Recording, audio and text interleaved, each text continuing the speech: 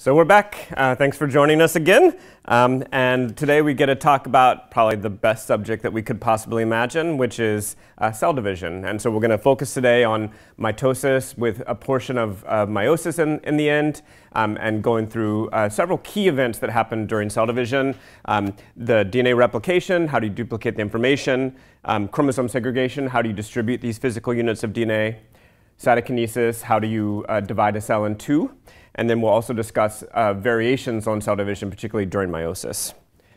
So the challenge of really what we're focused on today is the process of making more cells. So each of us, we started as one cell. We started as a cell called a zygote that happened when an oocyte from your mom and a sperm from your dad met together and they joined their genetic material. Each of us today is on the order of about 30 trillion cells. So a human body has a number of cells that is so large it's hard to even fathom how many cells this is. If you imagine what happened for that one cell to be able to duplicate itself and make more of itself, you had to first be 2 cells, and then 4 cells, and then 8 cells, and so forth. The number of divisions, the number of times you have to duplicate these cells to just make our body is astronomical.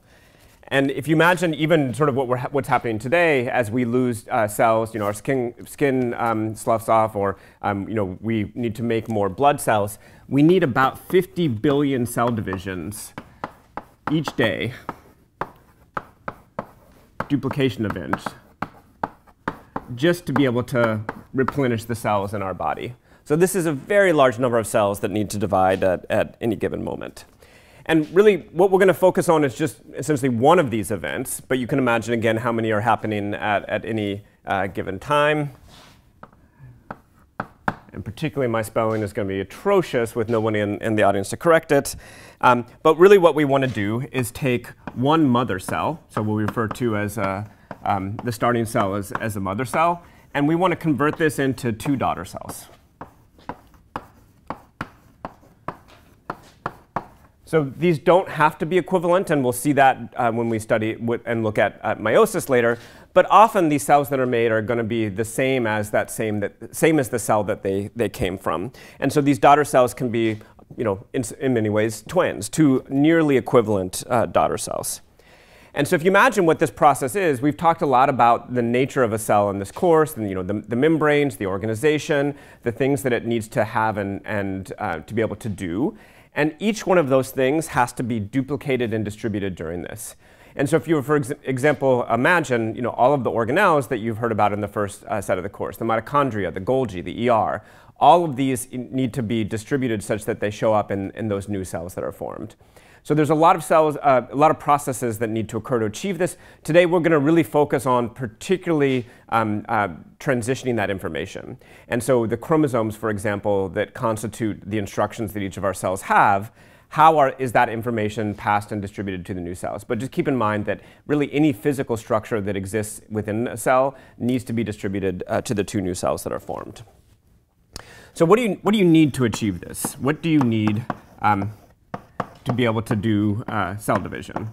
And there's a variety of different things that you critically need to achieve to accomplish this. And we're going to focus on these in different ways.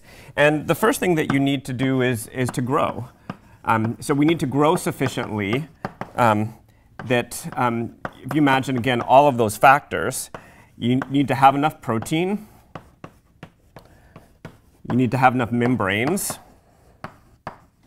You need to have enough of the other structures to be able to support 2 cells.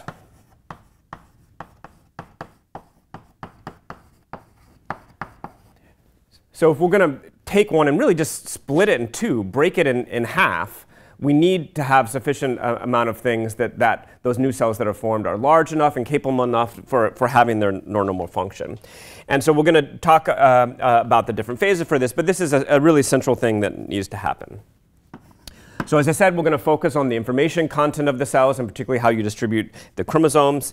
And one thing that you need to do is you need to make an exact copy of the genetic material.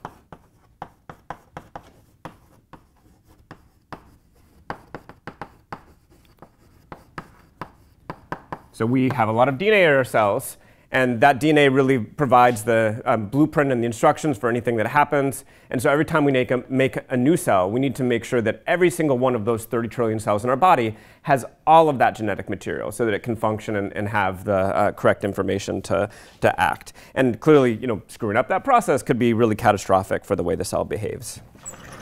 Next thing that we need to do is we need to equally distribute that DNA. So it's not enough to actually just make those chromosomes, but we actually have to physically take them and separate them so that as you're forming those two new cells, they really do get that copies. And of course, you have to do this with other structures, as I mentioned as well, organelles, and anything else physically within that cell. And then lastly, we want to divide the cell in two, so physically separate the cell into two parts.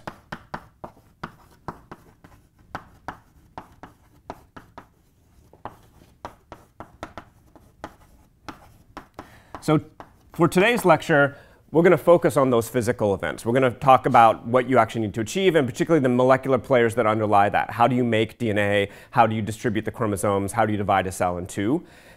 For the next lecture, we're going to talk about the regulatory components that drive this. How do you time these and coordinate these and make sure that you're going forwards and not backwards? And we're going to particularly think about these as different phases. So these are different physical phases, but they're also different regulatory phases.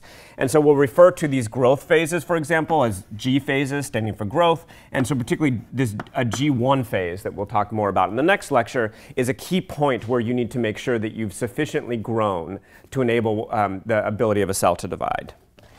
The ability to copy the genetic material, and particularly the ability to synthesize it, is going to occur during an S phase, S standing for synthesis phase. And then we're going to distribute the DNA physically during mitosis, or M phase, M standing for mitosis. And then finally, there's the final portion of M phase is going to be called cytokinesis. This is the process really of breaking things off in two. So we'll also talk about this as the last physical event.